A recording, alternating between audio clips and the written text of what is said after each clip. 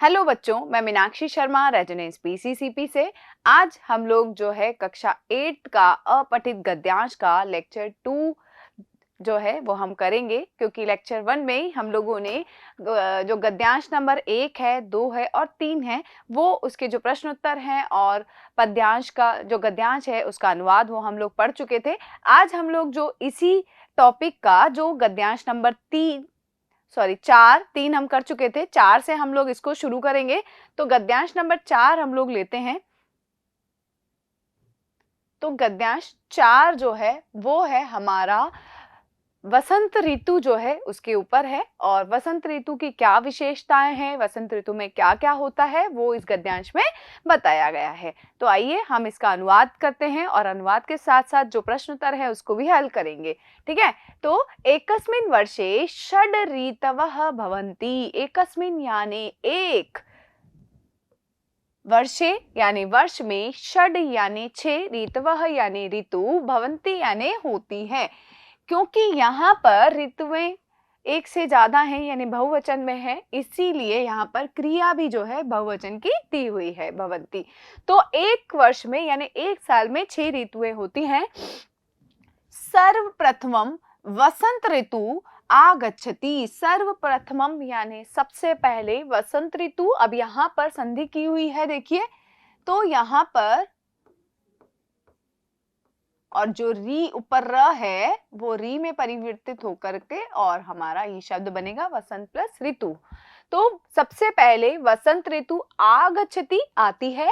इदानीं सर्वे वृक्षाः सर्वा च लताः फलै कुसुमै च अन्विताः भवन्ति। इदानीं यानी इस समय, सर्वे यानी सभी, वृक्षाः यानी पेड़, सर्वा च और सभी, लता यानी लताएं, जो डालियां होती हैं उसके लिए कहा गया है कि जो एक तो पेड़ होते हैं जो बिल्कुल जो है जिनका तना मजबूत होता है, लताएं जो एक दूसरे पर आधारित रहती हैं, जो है पेड़ पर जो है हम उसको बांध देते हैं तो आगे वैसे ही बेल जो है, बेल को ही हम लता कहते हैं।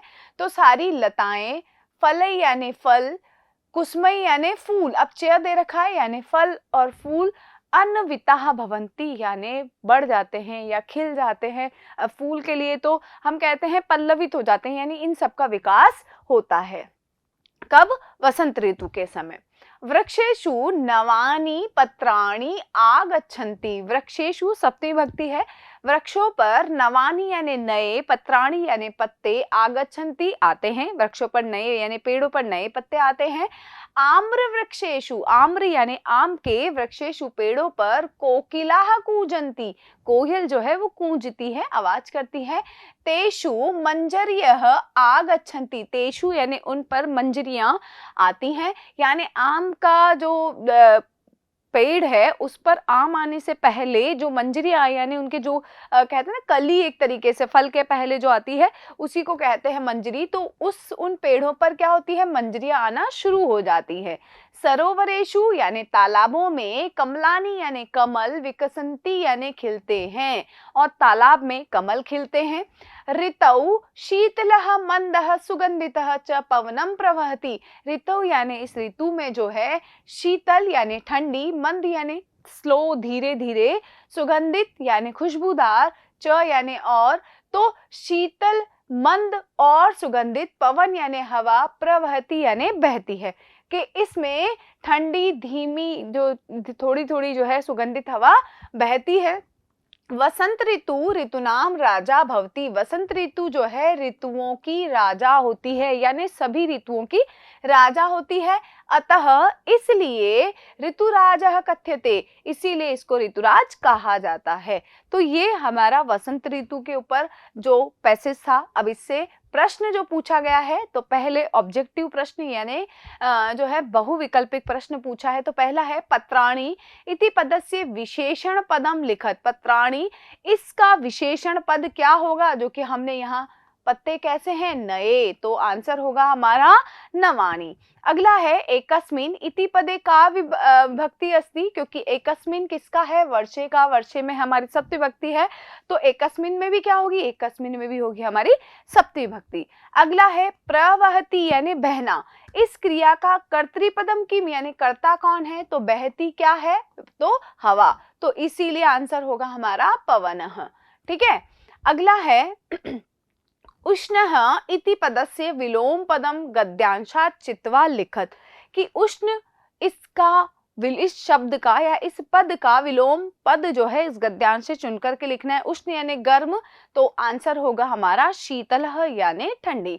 ठीक है, ठंडा, तो ये हो गया। अगला एक पदेन उत्तरत, तो यहाँ पर पूछा है एकस्मिन वर्षे कति ऋतवः भवन्ति, एक वर्ष में कितनी ऋतुएं होती हैं, तो पहला ही पंक्ति में हमें ये दिया है एकस्मिन वर्षे षड ऋतवः, क्योंकि एक पद में देना है तो हम लिखेंगे केवल षड ऋतवः यानी 6 ऋतुएं, यही इसका आंसर लिखेंगे।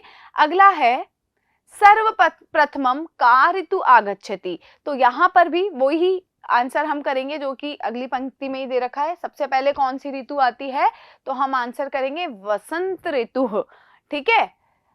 तीसरा जो है एक पदेन का तीसरा प्रश्न है कोकिलाः कुत्र कूजंती, कि कोयल जो है कहाँ पर कूजती है, तो यहाँ पर दिया हुआ है आम्र वृक्षेषु, के आम के पेड़ों पर कोयल कूंजती है, तो आंसर होगा हमारा आम्र वृक्षेषु। ठीक है।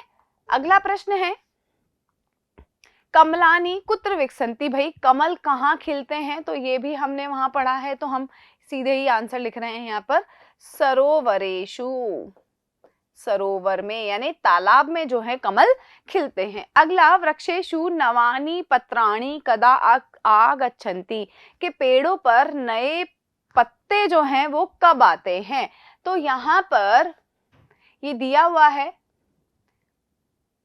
वृक्षेषु नवानि पत्राणि आगच्छन्ति, तो यहाँ पर जो आंसर होगा वो यही होगा, क्योंकि इदानीम, तो इदानीम किसके लिए आया है, वसंत ऋतु के लिए। तो हम जब इसका उत्तर बनाएंगे तो हम इसी प्रश्न से ही बना देंगे कि वृक्षेषु नवानि पत्राणि वसंत ऋतुए आगच्छन्ति। ठीक है, इस तरीके से हम इसका आंसर लिखेंगे। अगला है अस्मिन् ऋतौ कीदृशः पवनः प्रवहति, के इस ऋतु में कैसी पवन बहती है, तो मंद, शीतल, मंद, सुगंधित, जो है ये पंक्ति हमने यहाँ पर पढ़ी थी, तो वो ही हमारा इसका उत्तर हो जाएगा कि ऋतवः शीतल मंद सुगंधित च पवनः प्रवहत, सॉरी यहाँ तक होगा इसका उत्तर, शीतल मंद सुगंधित च पवनः प्रवहति, ये हमारे दूसरे प्रश्न का उत्तर होगा। तो इस प्रकार जो हमारा ये चौथा पैसेज है वो यहीं पे समाप्त होता है। पढ़ते हैं हम हमारे अगले पैसेज नंबर 5 की ओर। तो जो पैसेज नंबर 5 है उसमें जो संगति होती है यानी साथ में हम जिसके रहते हैं उसके बारे में बताया गया है कि उस संगति हमें किसके साथ करनी चाहिए, और अगर हम अच्छे के साथ करते हैं तो उसका क्या परिणाम होता है, बुरे के साथ करेंगे तो उसका क्या परिणाम होता है, वो यहाँ पर इस पैसेज के माध्यम से हमें बताया गया है। तो देखिए पहले हम इनके जो है अर्थ को देख लेते हैं, फिर आगे बढ़ेंगे। अर्थ है सज्जना नाम संगति सत्संगति कथ्यते, कि सज्जना नाम सज्जनों के साथ, यानी सज्जन यानी सत यानी अच्छे और जन यानी लोग, अच्छे लोगों की संगति को ही सत्संगति कहा जाता है। सज्जना नाम अच्छे लोगों की, संगति यानी साथ को, सत्संगति अच्छी संगति, कथ्यते यानी कहते हैं या कहा जाता है। सज्जना नाम संगेन मानवेषु सद्गुणा नाम समावेशः, कि सज्जनों के संग से, तृतीय भक्ति है संगेन, सज्जनों के संग से सद्गुणों का समावेश यानी अच्छे गुणों का समावेश होता है।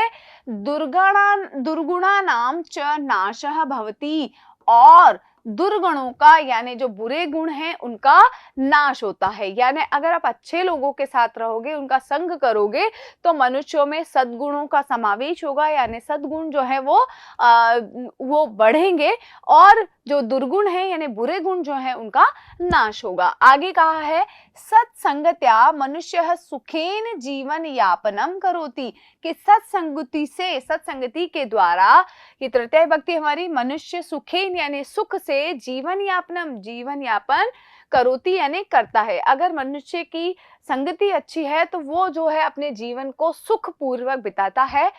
स उन्नतिम प्रति अग्रसरः भवति, स यानी वह उन्नतिम प्रति उन्नति की ओर, प्रोग्रेस की ओर, अग्रसर यानी आगे, भवति यानी होता है। तस्य कीर्ति वर्धते, तस्य यानी उसकी, कीर्ति यानी जो यश है वो वर्धते यानी बढ़ता है। अतः बाल्य कालाद एव, अब हम इसका संधि विच्छेद करेंगे, बाल्य कालात, अब ये त जो है वो द में बदलता है। बचपन से, अभी पंचमी व्यक्ति है, बचपन से, एव यानी ही, बचपन से ही, अतः वो भी हमारा अव्यय है, इसका अर्थ होता है अतः बचपन से ही सज्जना नाम यानी सज्जनों के साथ संगति ही कर्तव्य, संगति करनी चाहिए। तो हमारे इस पैसेज में हमें जो मैसेज दिया है उसमें कहा गया है कि सज्जनों की संगति को हम सत्संगति कहते हैं, और सज्जनों के साथ से मनुष्य को सद्गुणों का समावेश होता है और जो दुर्गुण है उनका नाश होता है। सत्संगति से मनुष्य जो है जीवन यापन सुख पूर्वक करता है, वो उन्नति की ओर बढ़ता है, उसकी प्रसिद्धि या उसका यश बढ़ता है। इसीलिए बचपन से ही हमें सज्जनों की संगति करनी चाहिए। अब इससे संबंधित प्रश्न पूछा गया है। पहला प्रश्न है सज्जनः इति पदस्य संधि विच्छेदम कुरु, तो हमारा आंसर होगा सत प्लस जन, त द में परिवर्तित होता है, तो मूल मेन अगर हम कहें तो हमारा आंसर होगा सत प्लस जन सज्जनः। दूसरा है सत्संगत्या इति पदे का विभक्ति, क्योंकि संगति शब्द जो है ये हमारा इकारांत शब्द है, स्त्रीलिंग कहें, इकारांत स्त्रीलिंग है, तो ये हमारा होगा तृतीया विभक्ति। मुनि की तरह हम इसको देख सकते हैं, मध्य की तरह हम इसको देख सकते हैं, तो ये हमारा तृतीय विभक्ति एक वचन रूप है। ठीक है, अगला है मनुष्य इति पदस्य क्रियापदम का, मनुष्य इसका क्रियापद क्या है, तो मनुष्य शब्द जो आया है वो हमारा यहाँ पर आया है, इसकी क्रिया है करोति, तो आंसर होगा अ। ठीक है, तो ये हमारा ऑब्जेक्टिव प्रश्न तो हमारे यहीं पे पूरे होते हैं। बढ़ते हैं हम लोग हमारे जो सब्जेक्टिव प्रश्न हैं उनकी ओर। तो देखिए पहला प्रश्न है केशाम संगति सत्संगति कथ्यते, कि किसके साथ संगति सत्संगति कहलाती है, तो हम इसका आंसर करेंगे, एक पद में देना है इसलिए हम लिखेंगे सज्जनानाम। दूसरा है मनुष्य काम प्रति अग्रसरः भवति, कि मनुष्य जो है किसके प्रति अग्रसर होता है, तो कहां पर, मतलब किधर अग्रसर होता है, तो उन्नति की ओर इसके द्वारा, तो हम लिखेंगे उन्नति ही प्रति। ठीक है, अगला है तस्य किम वर्धते, उसका क्या बढ़ता है, तो कीर्ति, उसकी कीर्ति यानी उसका यश बढ़ता है। अगला है कया मनुष्य जीवन यापनम सुखेन करोति, कया किसके द्वारा मनुष्य जीवन यापन सुख पूर्वक करता है, तो सत्संगत्या, जो हमारा ये है वही हम लिखेंगे सत्संगत्या।